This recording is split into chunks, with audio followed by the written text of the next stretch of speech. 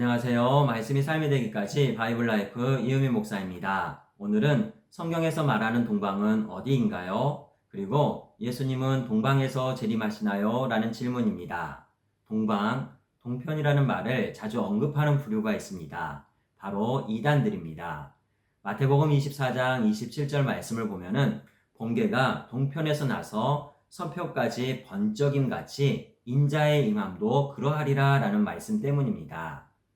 그래서 예수님이 동편에서 재림하신다는 거죠. 사실 이 질문의 답은 간단합니다. 우리가 성경을 읽을 때 항상 문맥을 따라서 읽어야 됩니다. 그리고 기사, 소설, 수필과 같은 문학적인 양식이 있습니다. 더 나아가 수사법, 즉 비유법, 강조법, 변환법 같은 문학적 기교들을 이해하면서 성경을 읽어야 합니다. 그렇다면 동방에 대해서 함께 나눠보겠습니다. 방위의 핵심은 기준점이 어디냐라는 겁니다.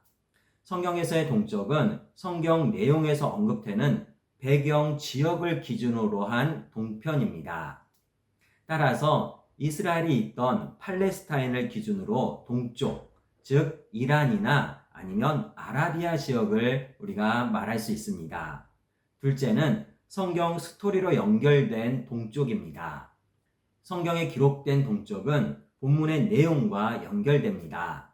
즉, 성경의 이야기들이 이루어지는 이야기 안에서의 동쪽입니다. 따라서 성경 내용과 전혀 연관없는 무관한 지역이 아니라는 거죠.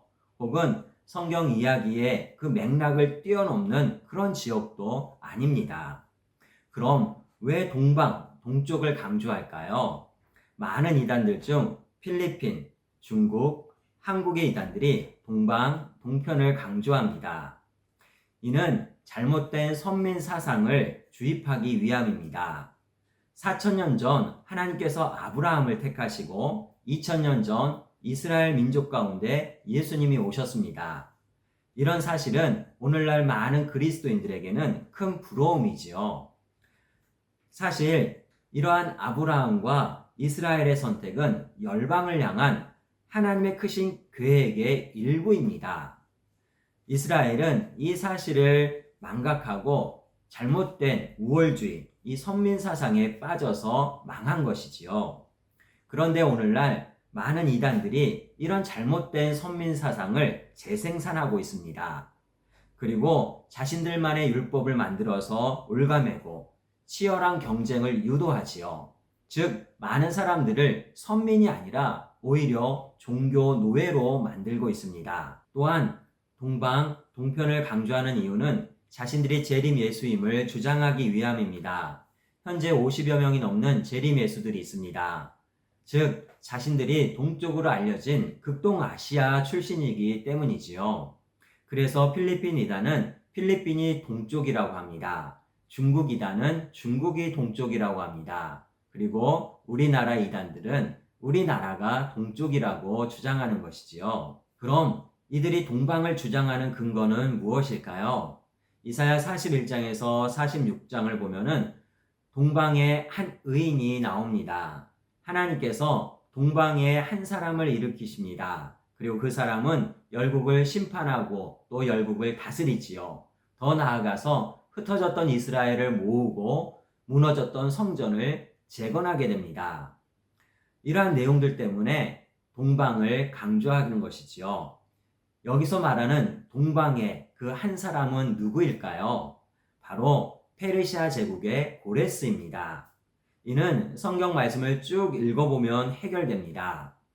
이사야가 언급하는 동방은 메데와 파사, 즉 페르시아 제국이었습니다. 그리고 그 한 사람은 고레스임을 분명하게 밝히고 있기 때문이지요. 동방을 주장하는 두 번째 이유는 마태복음 24장 27절, 앞서 말씀드렸듯이 번개가 동편에서 나서 서편까지 번쩍임 같이 인자의 임함도 그러하리라 라는 말씀 때문입니다. 인자의 임함, 이 부분도 마찬가지입니다. 먼저 문맥적으로 보면은 예수님의 재림이 순식간에 그와 동시에 모든 사람들이 알도록 오신다라는 것이지요. 그래서 예수님의 재림을 번개가 동쪽에서 서편까지 번쩍인 가치라고 번개에 빗대어서 설명한 것이지요. 자, 처음 질문으로 돌아가 보겠습니다. 성경에서 말하는 동방은 어디인가요? 라는 질문입니다. 성경에서 말하는 동방은 성경 본문 배경 지역, 그리고 본문의 이야기로 연결된 동쪽입니다. 오늘날 극동아시아 지역이 아니라는 거죠. 우리 주변에서 조금 생소하고 이상한 주장이 들려온다면 확인할 필요가 있습니다. 확인은 다른 것이 아니라 그 근거가 되는 말씀을 문맥적으로 두루 살펴보면 됩니다. 더 궁금하시다면 내가 출석하는 교회 목회자에게 물어보면 됩니다. 넘어가서 예수님은 동방에서 재림하시나요? 입니다. 예수님의 재림은 하늘에 올라가셨던 그대로 순식간에, 그리고 엄청난 위험 가운데, 더 나아가서 모든 사람들이 보는 앞에서 재림하십니다. 따라서 동방이라는 개념은 무의미한 것이지요. 결국 내가 보지 못한 예수는 다 거짓 예수입니다. 예수님의 재림을 번개에 비유한 그 말씀의 단락을 보면 그때 사람들이 너희들에게 말하되 보라 그리스도가 여기 있다 혹은 저기 있다 하여도 믿지 말라. 거짓 그리스도들과 거짓 선지자들이 큰 표적과 기사를 보여 할 수만 있다면 택함받은 자들이라도 미혹하리라 라는 말씀이 있습니다. 성경을 보며 궁금증을 갖는 것은 좋은 현상입니다. 문제는 항상 문맥의 흐름을 따라가며 성경을 읽고 이해를 해야 합니다. 그리고 문학적인 수사법들을 충분히 고려하며 그 내용을 이해하려는 훈련도 필요합니다. 말씀 안에서 하나님을 더욱 풍성히 알아가시고 우리의 신앙이 더욱더 강건해지기를 주님의 이름으로 축복하고 소망합니다.